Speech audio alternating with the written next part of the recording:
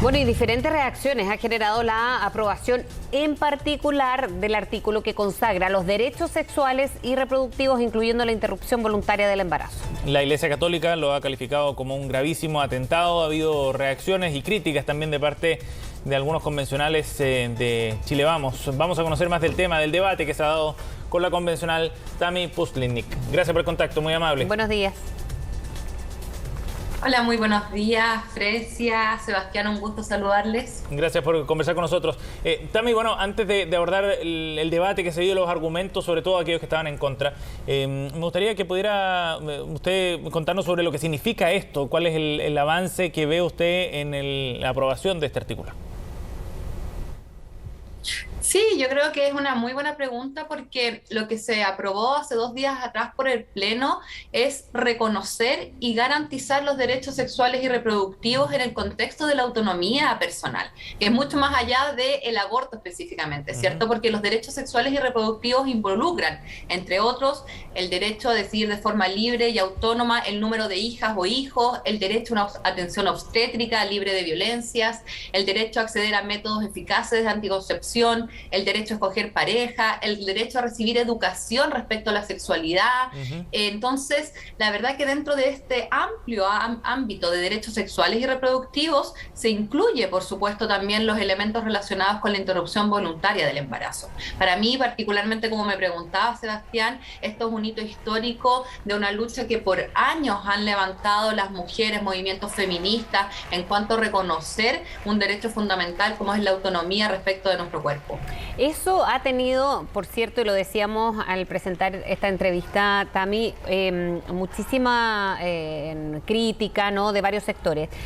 Lo que se aprobó, una pregunta es, ¿el aborto podría realizarse días u horas antes del nacimiento tras la aprobación de la convención? Le pregunto porque ahí van apuntadas sobre todo muchas críticas y lo importante es aclararlo, ¿no? Porque muchos dicen hasta los 9 meses y ahí es donde quiero preguntarle en qué consiste. Esto va a depender después del Congreso. ¿Cómo se va a ir definiendo lo que se aprobó el martes en la convención?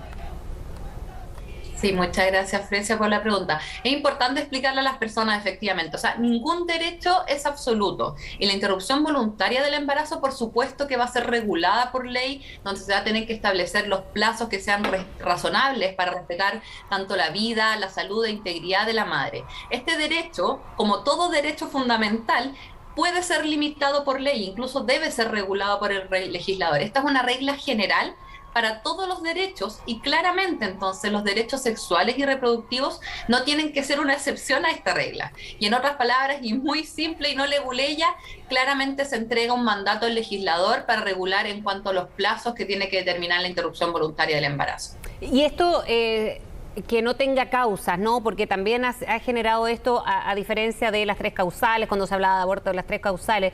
¿Esto cuándo podría ser, o si se puede quizás ejemplificar con un caso en particular que se acuda en algún minuto a este artículo, Tammy? Sí, lo que pasa, Fresia, es que, de nuevo, como todo derecho fundamental, no es necesario incluso hacer un mandato específico al legislador. Y a mí me ha llamado mucho la atención que este argumento incluso ha sido utilizado por muchos abogados y abogados donde deberían de saber que efectivamente los derechos fundamentales, ninguno es absoluto. Incluso si nosotros nos vamos a la actual Constitución, encontramos derechos como el derecho a la vida, la integridad, el derecho a la honra o a la libertad de conciencia, donde no existe un reenvío específico al legislador, pero sí todos son regulados o son limitados por distintas leyes. Y por lo tanto, claramente, de nuevo, y la pregunta que me hacías específicamente, ¿cuál es el plazo, cierto, que se puede establecer vía legislador?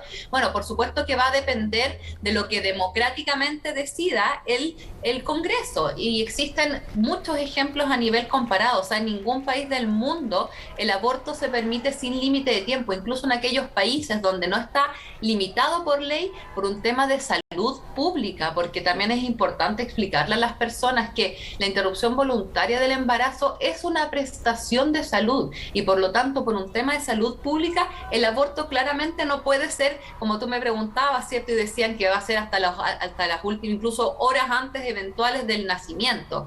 Y existen de nuevo experiencias comparadas. Tienes el caso de Francia, que permite el aborto libre hasta las 12 semanas, en Colombia hasta las 24, está Argentina, que hace poco, ¿cierto?, se aprobó hasta las 14 semanas. Entonces, eso va a ser una decisión que va a determinar democráticamente el órgano legislativo.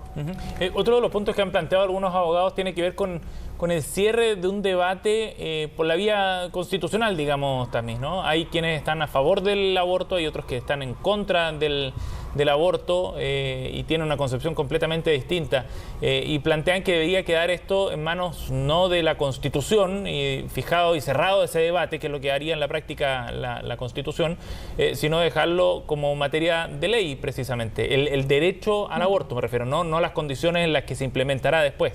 ¿Qué le parece a usted ese punto? Sí, a ver, yo creo que es importante que en general la discusión en cuanto a los derechos de las mujeres y en varios aspectos siempre se ha tomado como un tema valórico, como un tema moral, ¿cierto? Y yo creo que siempre es el llamado que hemos hecho varias constituyentes, sobre todo constituyentes feministas, es que estamos hablando de derechos fundamentales, de derechos humanos y por lo tanto una constitución que dentro de las materias que tiene que tratar, ¿cierto? Es un catálogo de derechos fundamentales, por supuesto, que es completamente pertinente que los derechos sexuales y reproductivos también estén contemplados en la Carta Magna. Claramente, y aquí también es importante explicarle a las personas, porque muchas de las críticas que también hemos escuchado es que en ningún otro país del mundo se consagra constitucionalmente el aborto, la interrupción voluntaria del embarazo. Y ahí explicarle un poco a las personas que no existen reglas predefinidas acerca de cuáles son los contenidos mínimos o máximos que debería tener un texto constitucional. Por supuesto que muchos contenidos se repiten en las distintas constituciones, ¿cierto? Claro. Pero también cada constitución incorpora derechos o libertades que responden a la propia historia de conflictos o necesidades de cada país. Y en el caso de Chile ha sido central en nuestra historia más reciente las reivindicaciones en materia de género y derechos sexuales y reproductivos. No nos olvidemos que hace poco se aprobó, ¿cierto?, la ley de aborto en 3 causales y por lo tanto a mí me parece que en ese sentido esta norma de los derechos sexuales y reproductivos en la Constitución viene a consolidar la protección y los derechos de la mujer. Y además yo creo que otra cosa que es súper importante... También, pero un segundo, pero Fresia, sí. no corre el riesgo eso de moralizar de alguna manera el debate constitucional. Hay algunos que plantean que esto termina generando también cierta exclusión de algunos sectores que, siendo muy contrarios al aborto, se ven marginados quizás por la inclusión de esta en la Constitución. En el sentido, marginado me refiero en el sentido de no sentirse representados, como busca el trabajo de la Convención, por el texto final.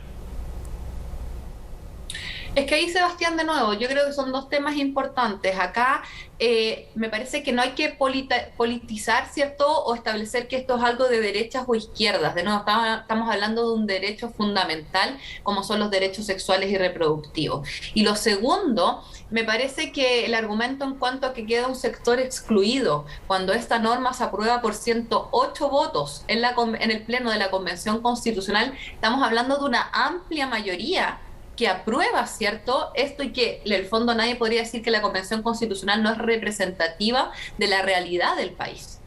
Ahora, ¿por qué no se estableció plazo? Eso a lo mejor tiene que ver con el debate que hubo, ¿no?, antes de la votación.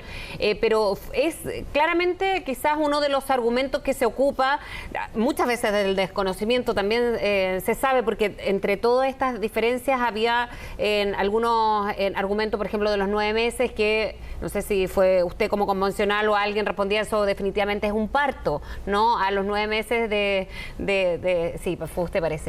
Y en ese sentido, ¿por qué no haber establecido plazos, Tami, en la deliberación? ¿Cómo se desarrolló esa discusión en la convención también? Sí, o sea, yo creo que sería efectivamente un error establecer un plazo específico en la Constitución. Y de nuevo, lo importante acá es que claramente van a haber plazos. De nuevo, hacemos ese llamado y somos enfáticas en señalar que, por supuesto, nadie, ninguna de las convencionales que estuvo atrás de la redacción de esta norma constitucional pensó en algún momento que iba a haber un aborto sin límite de tiempo. Y en ese sentido, ¿por qué no establecer un plazo en la Constitución? Porque claramente eso es materia que le compete al legislador en cuanto a políticas públicas, de salud pública, determinar si efectivamente, como ya decía, van a ser 12, 20 semanas, dependiendo de lo que establezca el órgano democrático del Congreso. Bien, Tami, gracias por conversar con nosotros esta mañana sobre el tema, muy amable.